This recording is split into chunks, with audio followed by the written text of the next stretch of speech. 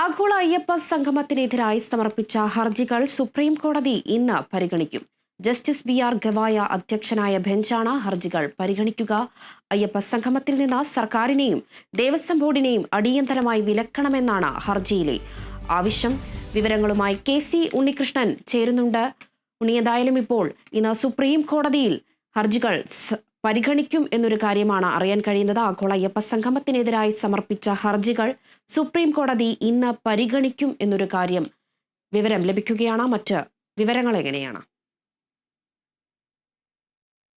രേണുക, ആഗോള അയ്യപ്പ സംഗമത്തിനെതിരായ ഹർജികളാണ് ഇന്ന് സുപ്രീം കോടതി പരിഗണിക്കുന്നത്. അയ്യപ്പ സംഗമം തടയണമെന്നാണ് ഈ ഹർജികളിൽ പ്രധാനമായും ആവശ്യപ്പെടുന്നൊരു കാര്യം. രാഷ്ട്രീയ ലക്ഷ്യത്തോടെയാണ് പരിപാടിയെന്നും ഇതിനുവേണ്ടി ദേവസ്വം ബോർഡിനെ മറയാക്കുന്നതായും ഈ ഹർജിയിൽ ആരോപിക്കുന്നു. Doctor PS. മഹേന്ദ്രകുമാറാണ് പ്രധാനപ്പെട്ട ഈ ഹർജി നൽകിയിരിക്കുന്നത്. ഈ മാസം 20-നാണ് പമ്പയിൽ അയ്യപ്പ സംഗമം നടത്തുന്നത്. അത് അധികം ദിവസമില്ല എന്നതാണ് പറയേണ്ട ഒരു കാര്യം. ഇനി 3 ദിവസമേ ഉള്ളൂ ഈ അയ്യപ്പ സംഗമം നടത്താനായി. എന്തായാലും അടിയന്തരമായി ഈ ഹർജി കോടതി പരിഗണിക്കുകയാണെന്ന്. എന്തായാലും ഈ രാഷ്ട്രീയ ലക്ഷ്യത്തോടെയാണ് ഈ പരിപാടി എന്നാണ് ഈ ഹർജിയിൽ പ്രധാനമായും ആരോപിക്കുന്നത്. ഈ അയ്യപ്പ സംഗമം തടയണമെന്നും ഹർജിയിൽ പറഞ്ഞിട്ടുണ്ട്. സംഗമം തടഞ്ഞില്ലെങ്കിൽ മതസംഗമങ്ങൾ എന്ന പേരിൽ സർക്കാരുകൾ രാഷ്ട്രീയ പരിപാടികൾ നടത്തുമെന്നും ഹർജിയിൽ ചൂണ്ടിക്കാണിക്കുന്നു, ഹർജിയിൽ അല്ലെങ്കിൽ ആരോപിക്കുന്നു. കൂടാതെ ഈ പമ്പാ നദിയുടെ തീരം പരിസ്ഥിതി ലോല മേഖലയാണെന്നും അവിടെ സംഗമം നടത്തുന്നത് കോടതി വിധികളുടെ ലംഘനമാണെന്നും ഹർജിയിൽ പറയുന്നുണ്ട്.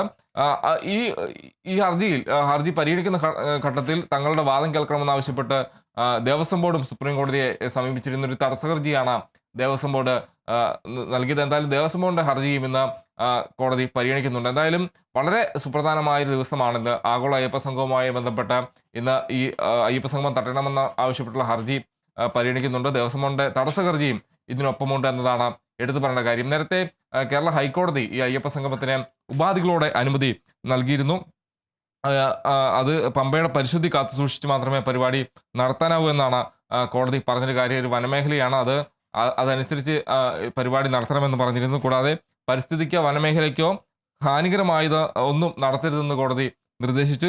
സുതാര്യമായ രീതിയിൽ കണക്ക് സൂക്ഷിക്കണം, വരവ് ചെലവ് കണക്കുകളെല്ലാം തന്നെ സുതാര്യമായി സൂക്ഷിക്കണമെന്നും ഹൈക്കോടതി പറഞ്ഞിരുന്നു. കൂടാതെ പ്രതിനിധികൾക്ക് പ്രത്യേക പരിരക്ഷ നൽകരുത് എന്നൊരു കാര്യം കൂടി കോടതി പറഞ്ഞിരുന്നു. എന്താണ് മാനദണ്ഡം എന്ന അടക്കമുള്ള കാര്യങ്ങൾ ഒരു ഘട്ടത്തിൽ ഹൈക്കോടതി ദേവസ്വം ബോർഡിനോട് ചോദിച്ചിരുന്നു. എന്തായാലും ഈ മാസം 20-നാണ് പമ്പാതീരത്ത് ദേവസ്വം ബോർഡിന്റെ നേതൃത്വത്തിൽ ഈ ആഗോള അയ്യപ്പ സംഗമം നടത്തുന്നത്. അടിയന്തരമായി ഇന്ന് സുപ്രീം കോടതി അയ്യപ്പ സംഗമം തടയണമെന്നാവശ്യപ്പെട്ടുള്ള ഹർജി പരിഗണിക്കുകയാണ്. രേണുക, വിവരങ്ങൾ പങ്കുവച്ചത് കെ.സി. ഉണ്ണികൃഷ്ണനാണ്.